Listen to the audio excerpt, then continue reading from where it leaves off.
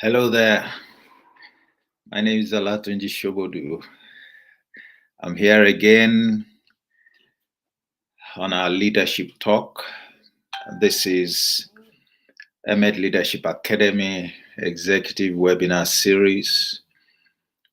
And I have been speaking on the subject of tough leadership. Tough leadership. All right, this is part 7. And today I want to speak on what I have titled Look Before You Give. Look before you give. Look before you give. All right, by way of a reminder, the 6th edition, I spoke on the title, The Real Price of Following. And essentially, that was about what the follower, the price that the follower pays, the follower must pay a price to follow a leader. So what is this particular price that the follower has to pay? And, I draw attention to the only thing that the leader requires, the heart, the committed heart. My son, give me your heart and let your eyes observe my ways. That's the command, Proverbs 23 and verse 26, I believe. And I then went on to speak about the fact that, yes, that's the fundamental requirement, but there are actually 4 requirements in total. The most important and the driving force of which is the heart. Every leader wants the follower to commit their heart, in following. Until the heart is committed, you can't access the blessings, the benefits, and all that the leader has to offer as added value to your life. And we said, in addition to the heart, you need to commit your mind, you need to commit your feelings and your emotions, and you need to commit as well your strength. So you have to invest the totality of these 4 dimensions, if you must truly follow the leader. It's a tough call, but that's the price of following. You must pay the price. Otherwise, there is nothing that you can gain from the leader. If you don't make that investment, you can't reap where you have not sown. And when you make that investment, every leader is excited to embrace people who want to follow and to follow with everything that they have. And so what they do is they tend to reciprocate, they tend to allow the follower into their space, and it's up to the follower how much you can get. There are many examples that we can use, to illustrate that fundamental truth. But today, I want to provide a caveat, and it becomes very important. It's very important to provide this caveat because of the huge demand that the leader makes, on the follower to invest the heart. The heart is the most valuable asset that any of us has. And so the leader is asking, invest your most valuable asset in me and following me, committing to me. Before you make that investment, as important as it is, you must be sure also, that investment instrument is safe. In this case, that it is safe to invest that trust in the leader, to invest your heart in following the leader. So the idea is that we're not advocating that any follower should commit themselves blindly to any leader.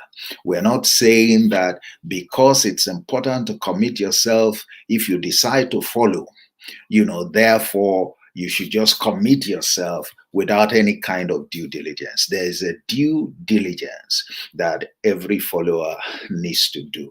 The reason is that the follower will be held responsible for whichever leader you follow. All right. It's not the leader that will be held responsible.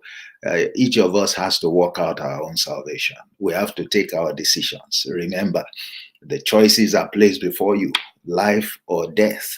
You know, you need to choose life.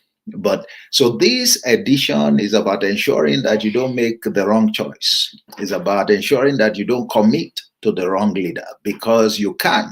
And many people follow the wrong leader for different reasons, out of sentiment, you know, out of being misled, out of deceit, you know, out of ignorance, not knowing really how to judge what a leader, you know, has on offer. So that's what I want to speak to today, that there are 4 preconditions, and you must check them out before you make the decision to invest your heart, you know, to commit to any leader before you follow. All right. We have been looking at that instant case, you know, of Jesus, where he said a couple of things and the people said, this is too hard, you know, for anybody to embrace, to understand, you know, what kind of demand, I mean, which leader would make this kind of demand, you know, from his followers, which followers can yield to the kinds of things, you know, that this leader is asking for. That has been our case study, and it remains, you know, the source of essentially this teaching.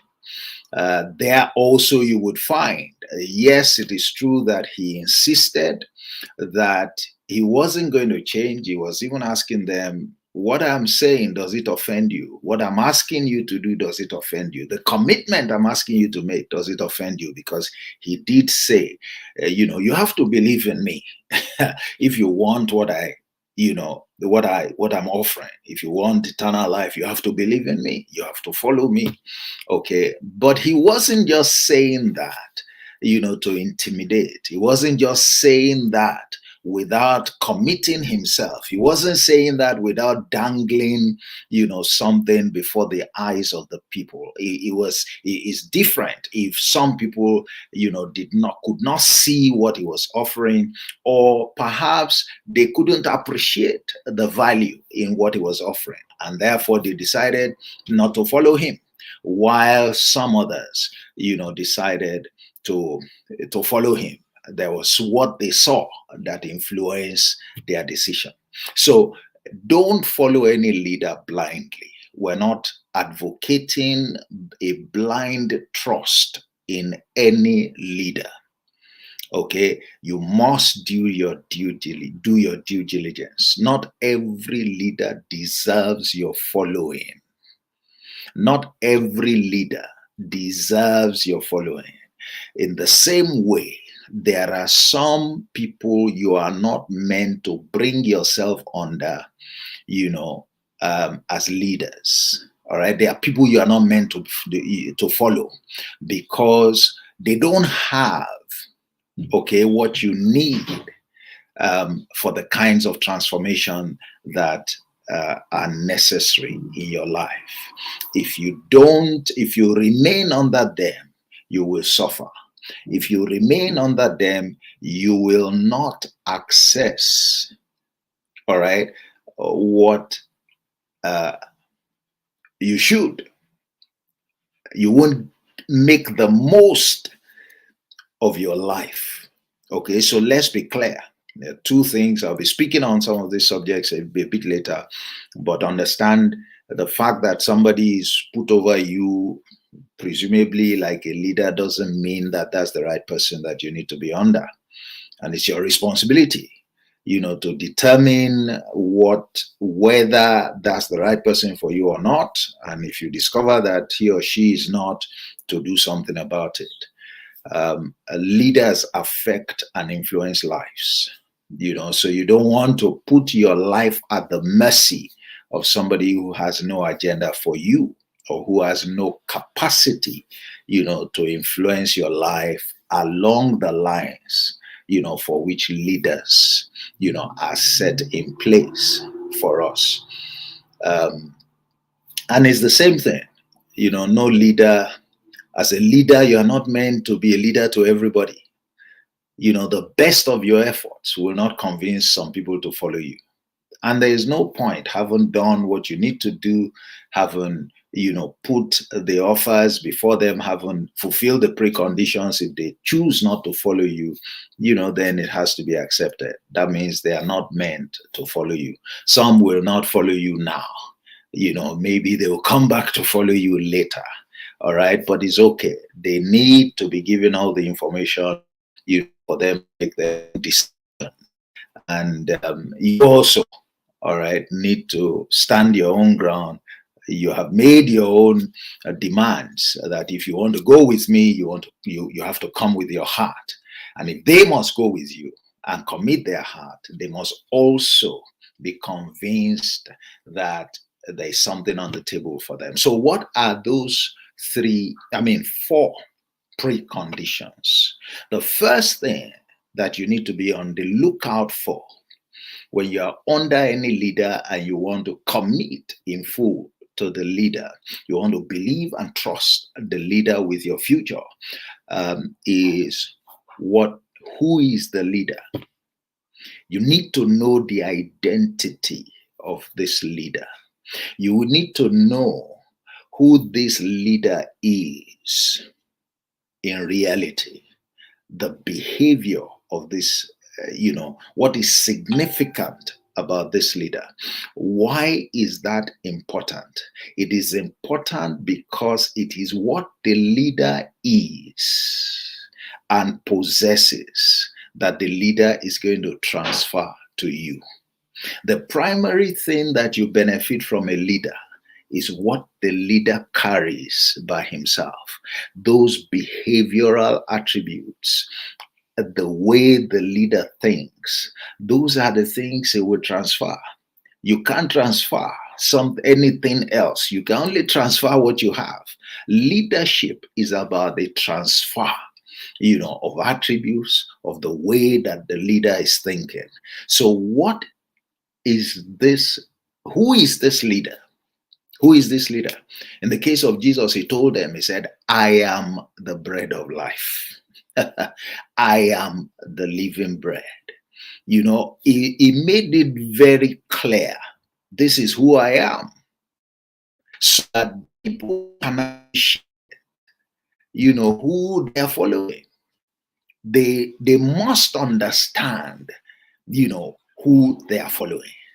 Who you are following, who you choose to follow, is a pointer to the benefits that leadership has to offer you.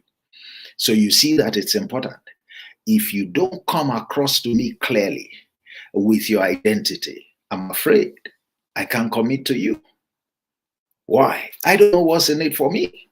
I can't evaluate why I should make a commitment of my heart and my life, all right, to follow you. Is that serious? That's number one. That's number one. And I can speak, in a lot of detail on that, but the number one, know the identity of the leader. Know the identity of the leader. You can see the reason why the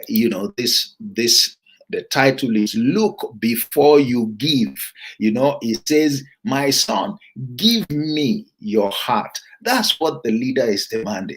But before you give your heart, what should you look for? Number one, what is the real identity of the leader? Not the faked identity, not deceit.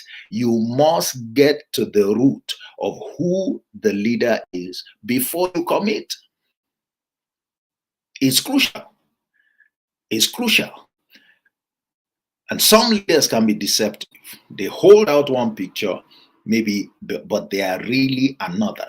They will never deliver the false picture because they don't have what it takes to do so. They can only deliver and will only deliver what their real nature is. So you need to be very careful. You need to be very careful.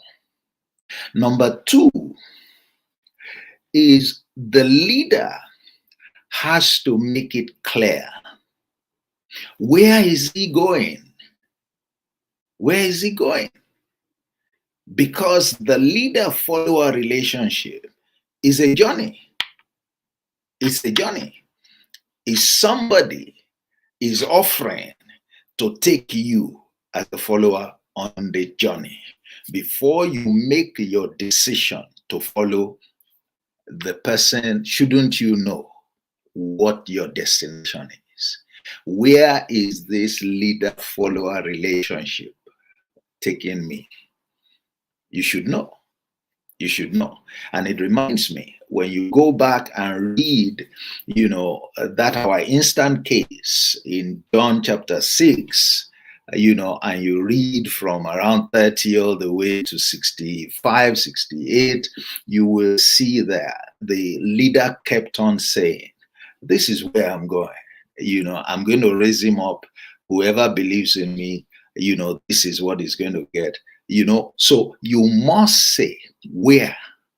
You must find, if it means asking the leader, you have to ask, sir, where are we going? Where are you really headed? What results are you trying to achieve? Okay, you must know, because it may be a destination that you're not interested in. It may be a destination that doesn't offer, that is not meaningful to commit yourself. Notice, when you make the commitment is tough. Your heart has to be in it, your mind has to be in it, your feelings and emotions have to be tied to it, and your strength in all its fullness must be committed, including your resources. Part of your strength is your resources. Okay? So if you must make that commitment, and this is a journey, and somebody is promising he is going to be the one leading, he is going to be the one driving, he's going to be the captain of the ship, shouldn't I know where we are going? I should know where we are going. So you may be following somebody now. Do you know where you are going? Do you know where you are going? What's the prospect? Where is the destination? Are you able to evaluate that that's the kind of place you want to end up in? Within what space of time?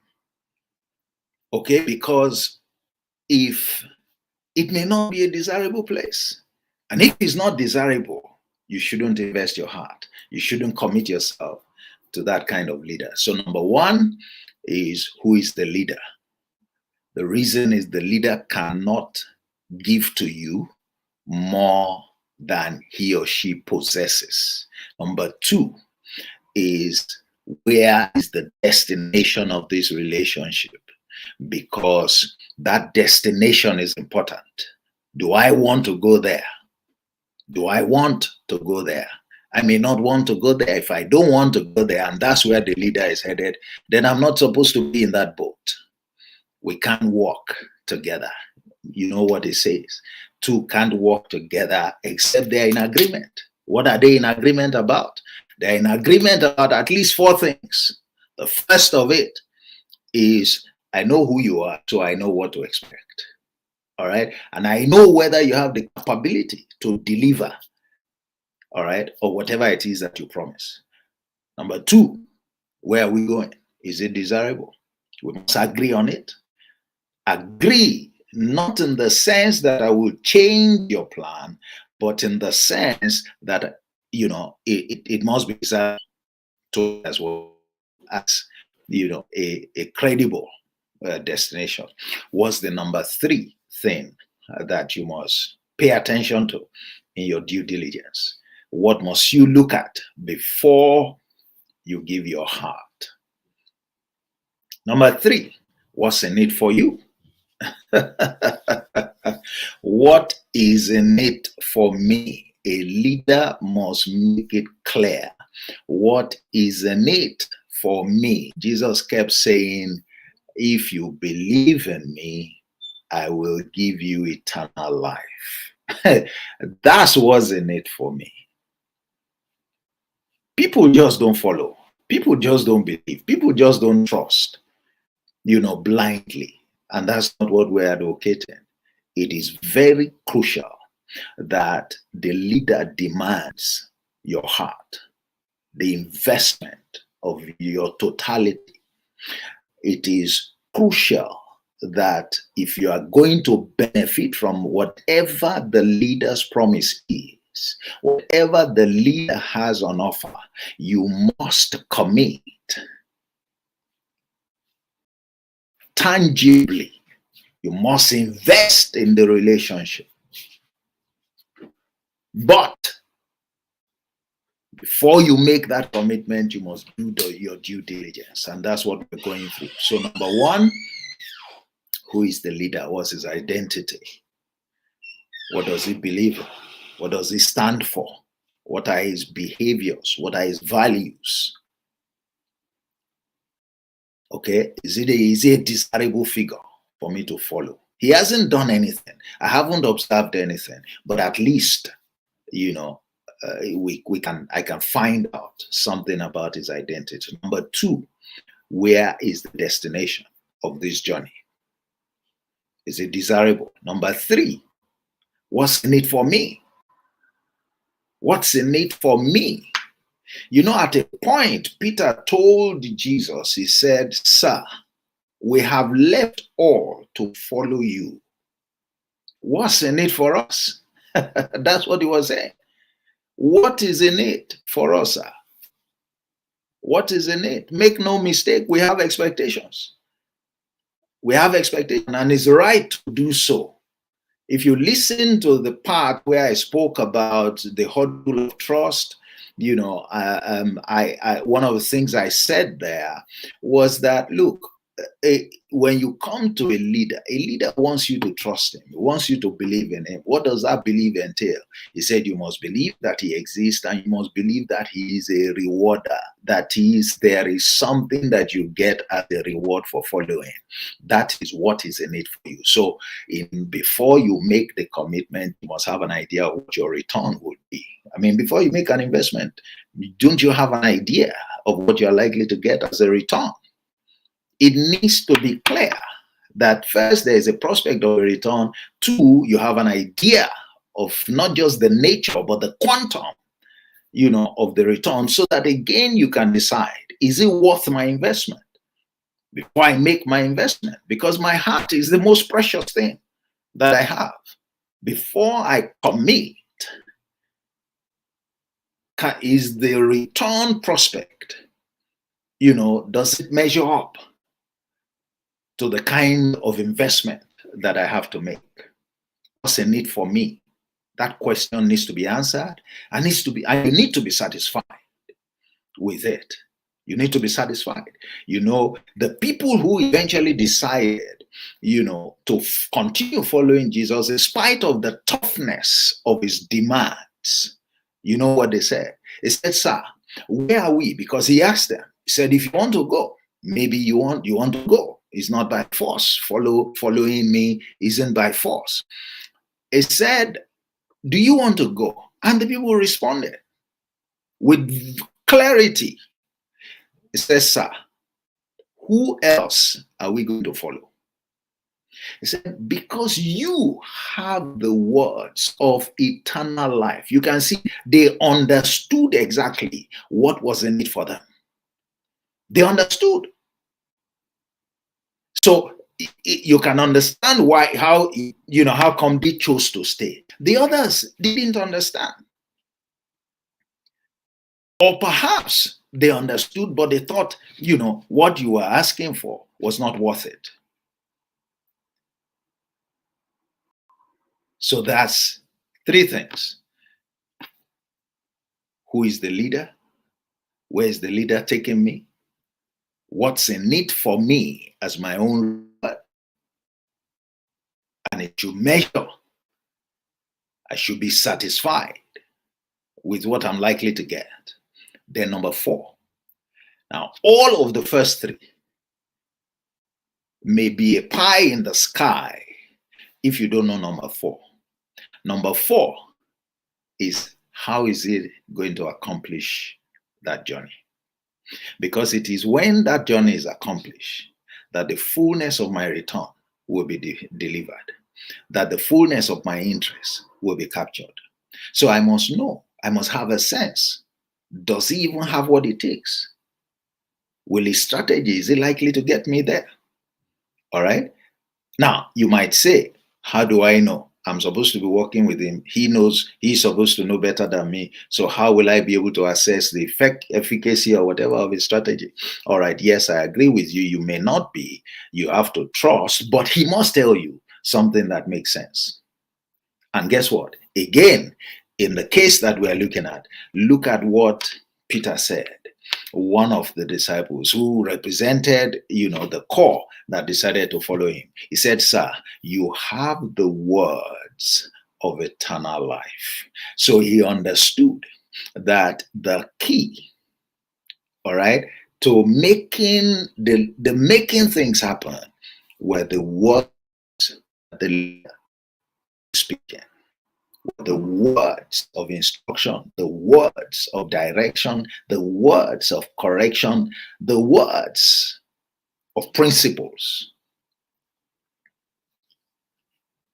So in their case, all the four were complete, and they knew and they believed that the information they got was credible, and credible enough for them to be able to take the decision, to follow. Those are three preconditions that the leader needs to fulfill, that needs to be made to make available for you to take the decision. So when you look at yourself from the point of a leader and you're wondering, why are people not committed to you? Ask yourself, have you communicated very clearly those four elements? When you communicate those four elements, you make it easier for those who will follow you to make the commitment. Have you shown them or described to them who you truly are? And what is unique about you? What defines your personality? Have you shown them, number two, where you are headed? Is the picture clear? You're asking them to follow you. Follow you to where? So that they can assess whether that destination is attractive enough for them. Have you also made clear what is a need for them? Telling them, if you follow me, this is who you will become. These are the skills that you will develop. This is what you'll be able to do. These are the people you'll be able to mix with, and all of that. How clearly have you conveyed that? And number four, do they have an idea of what stage is? Where you intend to get from where we are today, your point A, to the point B that you have described to them as a destination. Because until you get them to point B, they won't enjoy, the what's in it that you described for them. Those are the four things that leaders need to make available to elicit the trust, the belief that they so much demand from the followers. It's not enough, therefore, for a leader to just make demands. It's not enough for a leader to just expect that people will commit to them without doing anything, or just because you have been put there as the one who is to lead us, as the one who is to be our group head.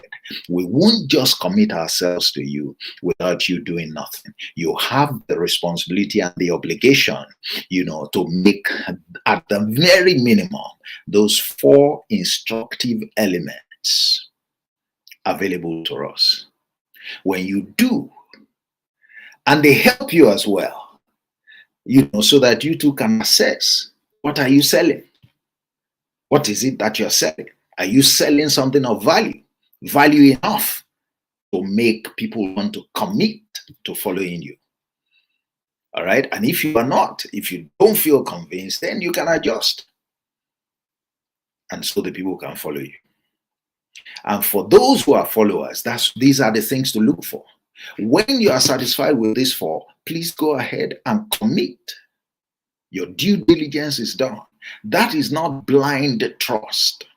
It doesn't mean, by the way, that everything will fall into place 100%, but it means that you have done a due diligence and that leader is worth investing in, is worth committing to follow. And the chances are that you will benefit significantly from that relationship. You can see that's practical leadership. It's tough. The leader has his own responsibility. The follower has his own responsibility. Look before you give your heart. Look before you commit yourself and everything that you have. Do your due diligence.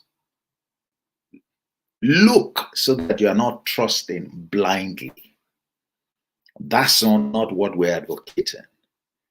We're advocating informed trust, informed, well-guided, all right, assessment before you make that great investment.